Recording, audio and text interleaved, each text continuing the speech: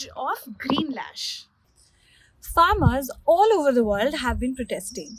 In fact, farmers in dozens of countries on 6 continents have been staging protests since 2021.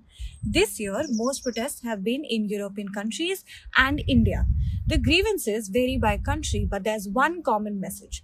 Farmers can no longer bear the burden of economic and climate policies. So, what's really happening?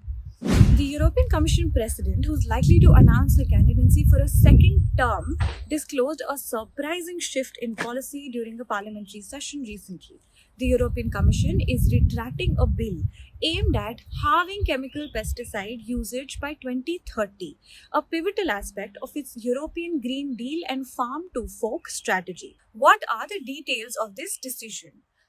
Ursula von der Leyen informed lawmakers that the Commission will withdraw the pesticide reduction bill and opt for further consultations instead of immediate implementation. Additionally, the recommendation to reduce greenhouse gases by 90% to 2040 will no longer include directives pertaining to the farmers. Now, what are the reasons behind this decision? Von der Leyen acknowledged the proposal's contentious nature, recognizing it as a symbol of division within the EU. She stressed the necessity for increased dialogue and a revised approach. This abrupt reversal reflects attempts to quell widespread rural unrest across Europe, spurred by escalating fuel costs, stringent environmental regulations, pricing pressures from retailers, and influxes of low-cost imports. What are the implications and political ramifications? European union में political ramifications थोड़े अलग हैं.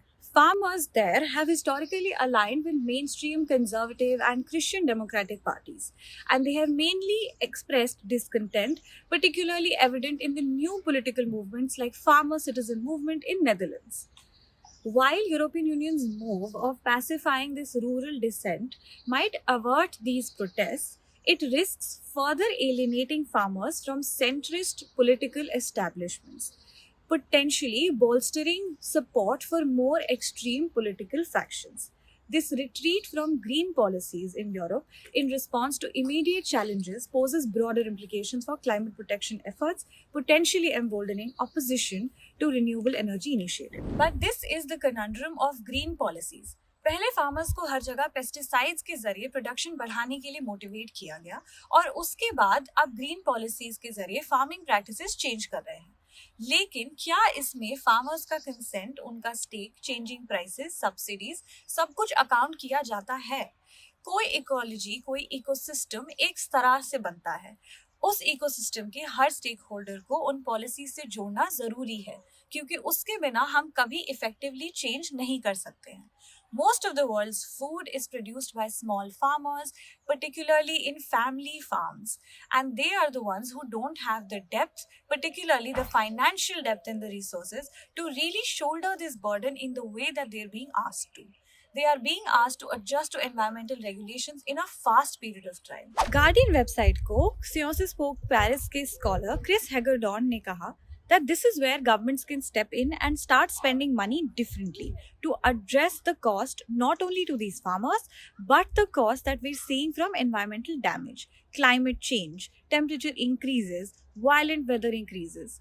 समझना जरूरी है कि बदलते climate के साथ सबसे ज्यादा इम्पैक्ट भी फार्मर्स को ही होता है, जैसे कि हम ग्रीस के प्रोटेस्ट से देख सकते हैं. Thousands of Greek farmers converged on Athens Central Square on February 20th, deploying over 130 tractors in their largest demonstration yet against escalating expenses. The scale of the protest was extremely huge.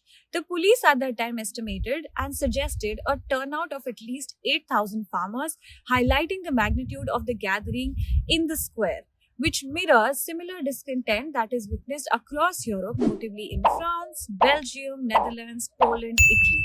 Greek farmers cite high energy production costs exacerbated by climate change-induced weather extremes, including unpredictable flooding, scorching heat waves, rampant wildfires, and heightening costs of occupation as a major reason for their protest. Greece में farmers का मानना है कि ये सिर्फ उनके personal survival की बात नहीं है.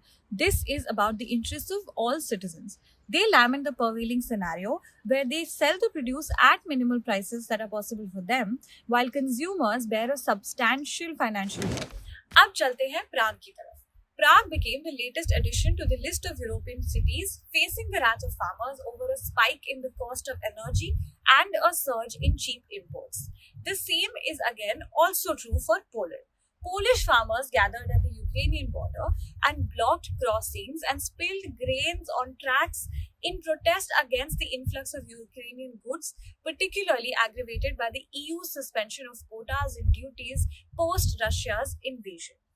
Polish farmers expressed resentment towards the EU's leniency towards Ukrainian imports, alleging unfair competition due to the disparity in production costs and adherence to EU regulations. Despite Poland's role as a major export route for Ukrainian grain post Russia's invasion, farmers decry the economic imbalance caused by the cheaper Ukrainian products flooding the Polish market.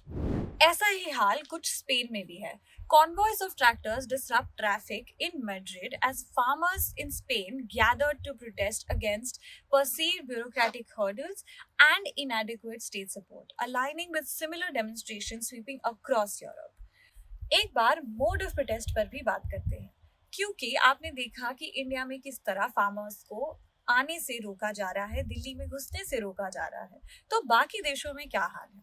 Tensions also escalated in Spain when farmers clashed with the police while attempting to deviate from their planned route, and officers tried to maintain a blockade to prevent the protesters from advancing. However, the important message here is that there was a planned route which was assigned to the farmers for protest. In the middle of all of this chaos, there are also varied ways and creative ways in which people and farmers are protesting. So, for example, again in Spain, they also resorted to a lot of symbolic gestures where they started parading cows and a cart with fake 500 euro notes, highlighting economic distress and financial struggles faced by the farmers there. दुनिया भर के farmers का protest करने का reason हो सकता है कि अलग हो, लेकिन उनका तरीका और उनके इस तरह से सड़कों पर उतरने का एक जो मेथड है वो क्यों इम्पोर्टेंट है? Because it underscores the economic strain, emphasizing the discrepancy between expenses that they incur and the income that they have, signaling towards an urgency for tangible solutions to alleviate their financial burdens on agricultural communities. जैसे कि Spain के एक farmer ने कहा that I have the same expenses but I'm making half as much, so we can't go on like this. कुछ ऐसी ही बात आपको इंडिया से भी सुनने को मिल रही है. फार्मर्स प्रोटेस्ट की बात तो हर जगह हो रही है, लेकिन इंडिया में एग्रीकल्चरल इंडस्ट्री का क्या हाल है इस पर बात करते हैं. Declining agricultural contribution to GDP. Did you know that at the time of independence, agricultural contribution to the GDP in India was over 54%? Now, if we fast forward to today, that number has gone down to around 18%. Yet, the percentage of the workers already engaged in farmers has only slightly decreased. This imbalance reflects a significant challenge facing the agricultural sector in India. Shifting dynamics of farming. Over the years, the profile of those working in agriculture has transformed drastically. While the number of cultivators has declined, there's been a surge in agricultural laborers. This shift underscores the growing challenges and the outdated notion that a farmer solely is one who owns their land. This is not true for India. Increased small land holding and indebtedness.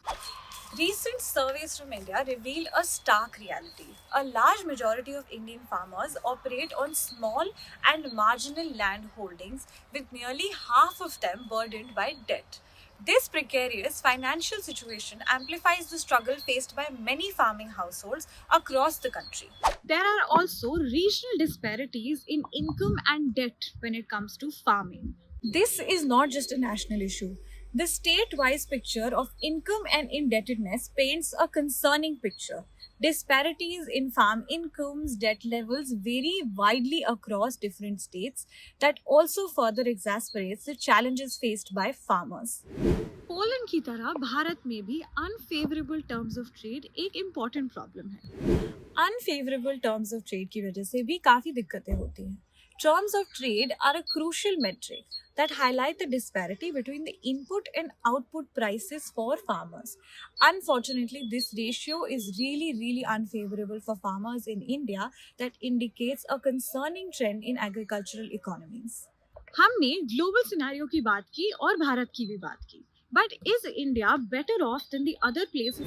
Indian farmers now compared in terms of global standards. Despite claims of excessive financial support, data from international organizations like OECD paints a different picture. Indian farmers often receive prices below the international market level that changes the notion of over subsidization that people have in India. Across continents, from Europe to Asia, farmers are facing an array of challenges that transcend borders and cultures. From protests over rising costs in Greece to blockades in Ukraine, imports in Poland, and disruptions in Spain over red tape and insufficient aid, the plight of farmers is undeniable. These case studies highlight a common theme: the struggle for livelihood and recognition.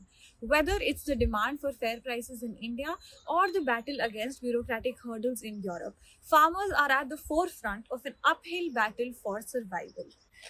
As we navigate these complexities, it's imperative to recognize the interconnectedness of agricultural systems worldwide and the need for holistic solutions.